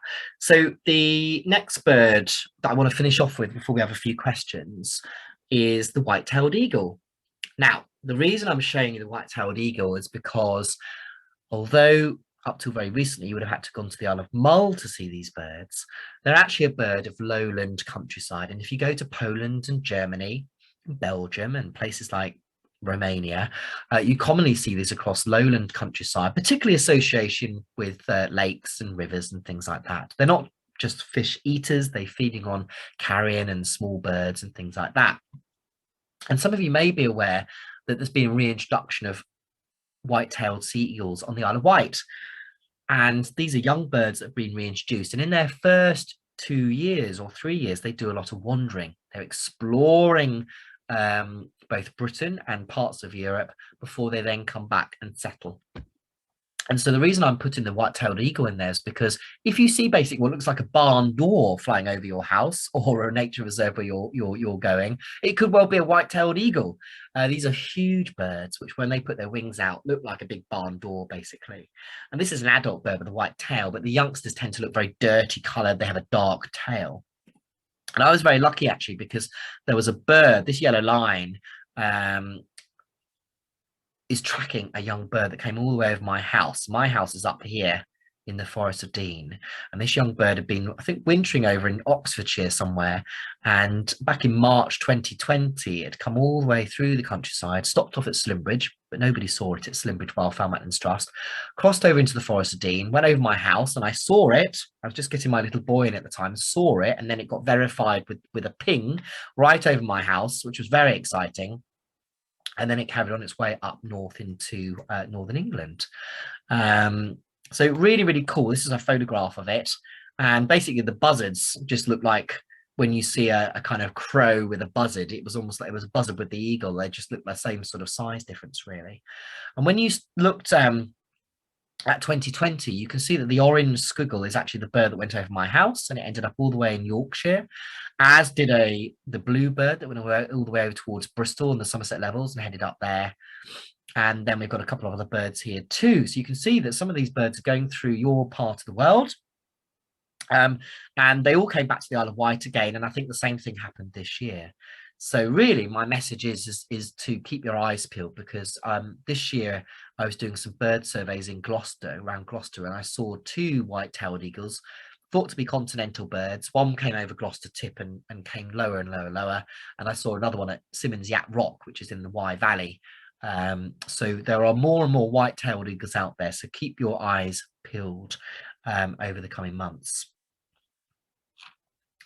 So I think that's what I'm going to finish off with for now. I hope that here we've got our 4 kind of main species we've been talking about here, our Sparrowhawk, Kestrel, Buzzard and Peregrine. What I might do is just pop back to our, now can I do anything with this? No, I think what I'm going to do is just hand over to questions. I think I'm just going to come out of that now and stop sharing. There we go. So wow, it's about 10 to 8 now already. So we've been through our 5 common raptors. We went through our peregrine, our kestrel, our sparrowhawk, our buzzard and our red kite, and we reflected both before on those species and then afterwards on the Padlet, really looking at some of those top tips. And then over the last 40 minutes or so, we've then looked at some of those other species, the hobby, the Marsh Harrier, and the, what else did we have? The eagle. I'm trying to think what else we had now. Of course, we had the red kite a little bit earlier on as well. And hopefully over the last 2 hours, also, I've just shown you some of those tools, the Xenocanto, the bird identification videos, which are really useful. I was the owls, of course. We went through the owls, the Tawny Owl, the barn owl, the little owl, and just a little bit on the shorted owl and long-eared owl. So I hope that tonight has been an interesting experience for you, that you've learned and picked up some new tips, and that also when you're out and about over the coming months, that some of those things might remain in your mind there to sort of remember what these birds are and how to identify them. So we've got about 10 minutes or so for any questions or discussion or things like that. So I don't know if you want to manage that, Joanna, but happy to hear from people, either verbally, hear your voice, or to see any messages on the chat. Yeah, pop your questions in the chat and I can read them out if you want, or just shout out. I've got one not necessarily like UK related, but what's the kind of coolest raptor or like most impressive thing that you've seen over the years with them? Yeah, that's a really good question. It's probably not related so much to British raptors, but I have been lucky enough to see vultures in Spain, for example, black vultures and griffin vultures, and they do look like big barn doors. They're absolutely humongous. Um, and I've seen lots of griffin vultures, European griffin vultures, for example, in Gibraltar Point, and around southern Spain in Tarifa. And that's amazing because you're still in Europe, and I've often associated vultures, with India, for example, and parts of Africa. So to go to somewhere in Europe and see a griffin vulture, that's really very cool indeed. I think in Britain, some of my really interesting experiences of birds of prey are probably more with the merlin. Now, I've not talked much about the merlin tonight, just because it is a very unusual bird to see in Warwickshire. But the merlin is this, it's like a kestrel on steroids. I mean, it's this small kind of blackbird size raptor. It's a tiny little raptor. And you think, well, how would I ever know it compared to, but believe me, I saw one recently, and they fly like the clappers. They're incredibly fast and agile. And I remember seeing one in the Lake District once in Cumbria chasing a skylark, and it's just incredible to watch this behavior. And quite often the skylarks get away amazingly, and sometimes the skylarks will carry on singing as if to say, look at me, I'm singing still, and I'm not going to get eaten by this merlin.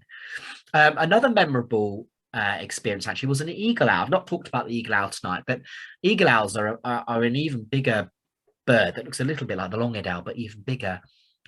Many of the eagle owls we have in Britain are feral. They come from captive stock, but we do have some that come here from Europe, and the eagle owl is spreading across Europe from places like Italy, and there's been reintroduction programs of it as well.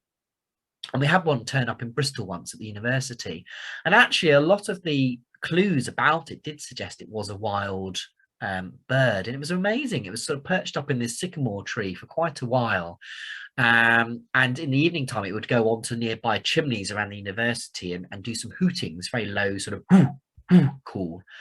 And that was really quite cool to have around as well. And there's always, because, and also there was this fact that it could well have been a wild bird from Europe, and that was really quite cool, really.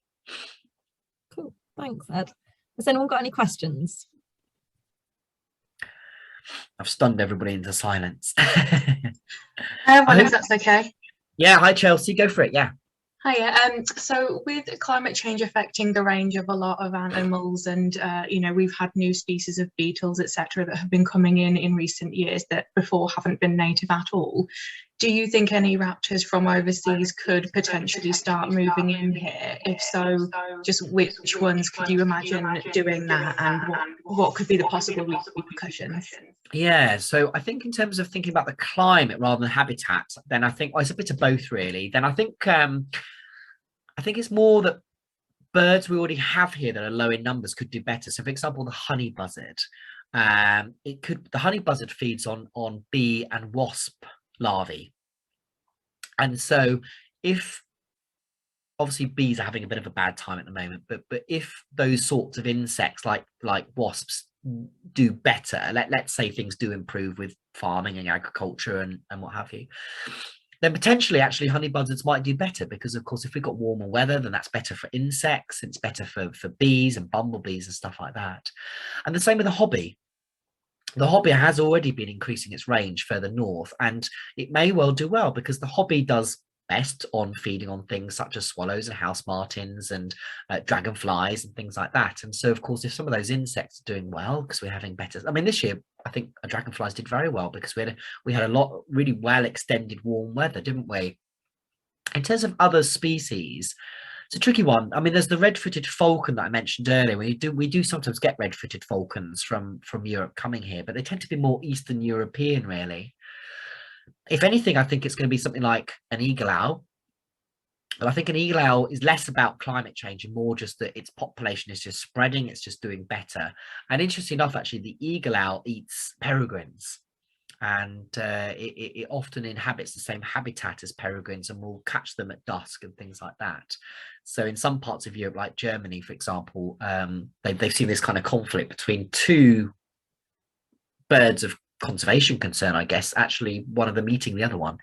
So I think in answer to your question, it's more complicated than just climate. It's also, It's also about, I think, quality of habitat. It's also about other species that might just simply be doing well because perhaps there's less persecution, or there's been reintroduction programs and things like that. And climate may just be one of the factors that helps benefit them. So I think rather than there being any new species of raptor that come into the UK, I think it's more about some of the species that are here already that come here just for the summer, like the honey buzzard and the hobby, may well do better as a result. But that is all dependent on hopefully our insect populations going up rather than continuing to go down, which is what they're doing at the moment, of course. Okay, thanks very much. All right. So Ed's got a question here. Is there any advice to give to Gen Pop that are concerned about raptors visiting their gardens? I remember my nan getting annoyed at a sparrowhawk that would target tits and finches in her garden, general population. Excuse me, I'll just have some water. So it's a really good question. I mean, the evidence is very telling, really, that obviously, you know, sparrowhawks wouldn't be doing well if their prey populations weren't doing well. And we know from lots of other really good research that the reason house sparrows have been declining, or song thrushes, etc., declining, it's not because of predators like sparrowhawks or magpies. We know it is because of other things. Now, for starlings, it's often because first winter starlings are not finding enough food in the countryside. For house sparrows, it's maybe a mixture of there just not being enough food out there. Again, not maybe related to agriculture, but for example, compared to 100 years ago, we don't have so many horses, and a lot of house sparrows, for example, were in such big numbers in London because horses were such a big thing as the mechanism of transport, for example. So there's lots of reasons why our garden birds have declined, and so what we have to do, I think, is just realize that the sparrowhawk is just part of that event. And in the grand scheme of things, although you might only see, say, 6 blue tits in your garden at any one time, you've got about 200 blue tits. We know from bird ringing that you will get on average about 200 blue tits. If you see 6 or 8 goldfinches, you've probably got maybe 50 or 100 coming throughout the day. So the fact is that, you know, if the sparrowhawk is taking the occasional collared dove or the occasional goldfinch or blue tit, that's actually probably a very tiny proportional percentage of what is actually visiting your garden. But it's biased by the fact that you may only see 6 blue tits or 6 of something in your garden and not realize that actually they're all taking it in turns to come into your garden throughout the day and all this sort of stuff. So my advice to the general public is just to reassure them, really, that actually you know, changes in bird populations related to garden birds is for many other different reasons, and the sparrowhawk, actually, as I mentioned earlier, is actually declining, and we think this may well be to do with maybe their declining prey populations. But that's not because the sparrowhawk's eating all their prey, it's because their prey is declining because of other reasons going on to do with lack of food in the wider countryside, for example. Abigail's asking, is it better to go out at dusk or dawn to look for owls? Well, I would say dusk generally. Tawny owls tend to be sort of active in that sort of first hour. I mean, they are active early in the morning as well, but generally dusk is a good time to look for barn owls and shorted owls, little owls. Generally, I would say dusk. When I go out to do early bird walks and birdsong walks in the spring, in March, April time, we do hear tawny owls. You have that amazing kind of shift change from the night shift to the day shift, but I would generally probably recommend evening time. What can we do if you want to help support raptors who aren't doing so well? Are there surveys and volunteer schemes we can get involved with, or things we can do at home? Yeah, really good question. Well, if you feed your garden birds, then you'll be helping a sparrowhawk potentially.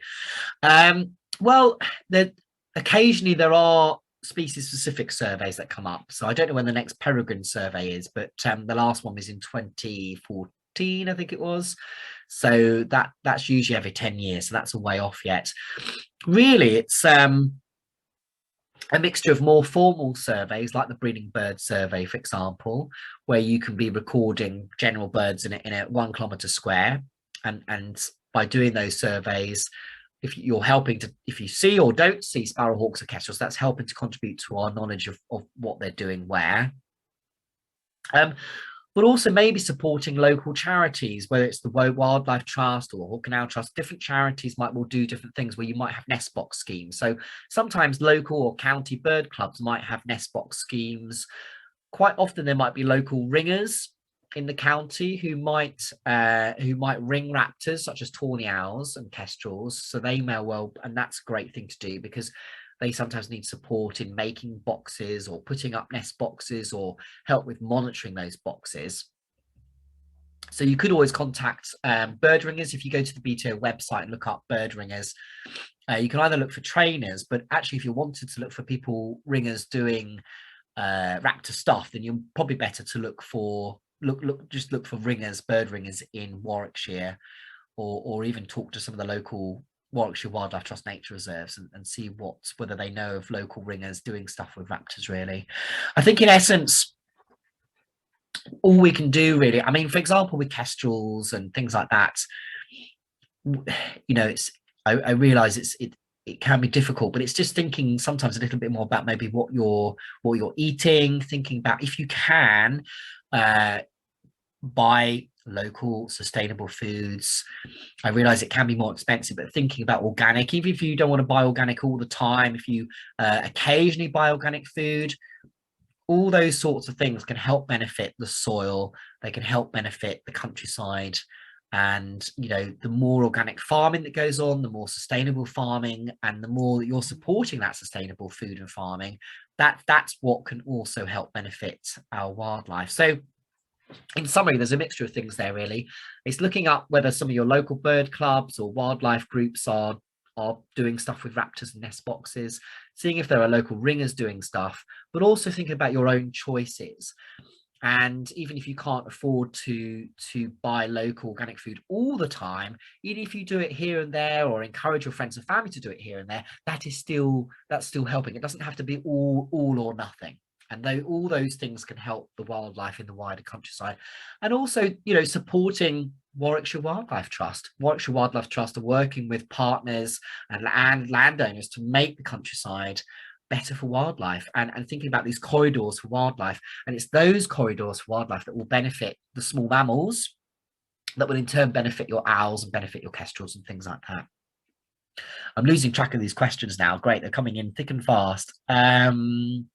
So Rianne's asking, with the long finger-like feathers, why do some of the birds have longer, more spread out fingers? That's a really good question. Yeah, so why do some of these birds have longer fingers than others? So it all depends on their flight behavior and what they're doing. So a lot of these birds, like buzzards and sparrowhawks, they're often doing a bit of circling behavior, or they might well be behaving a way where they've suddenly got to make quick dashes.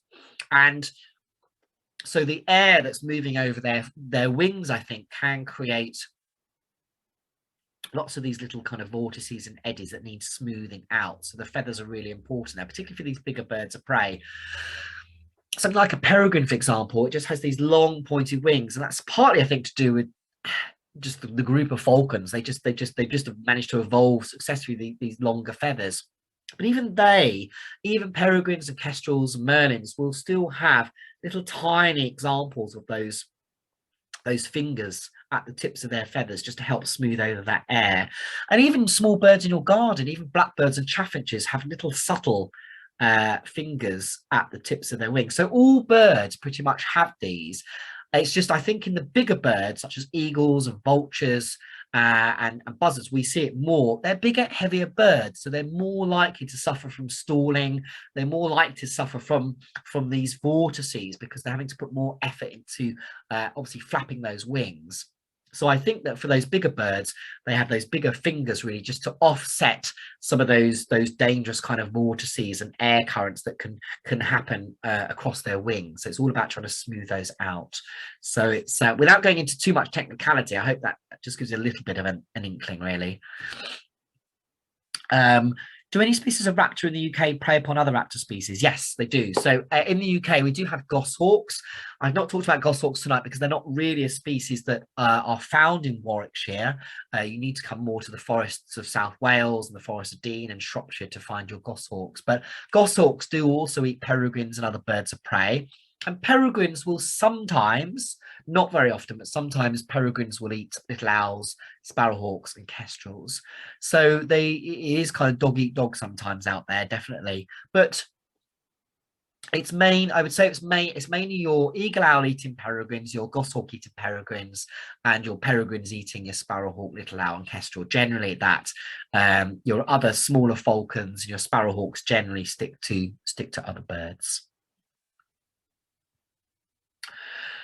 Whew, brilliant.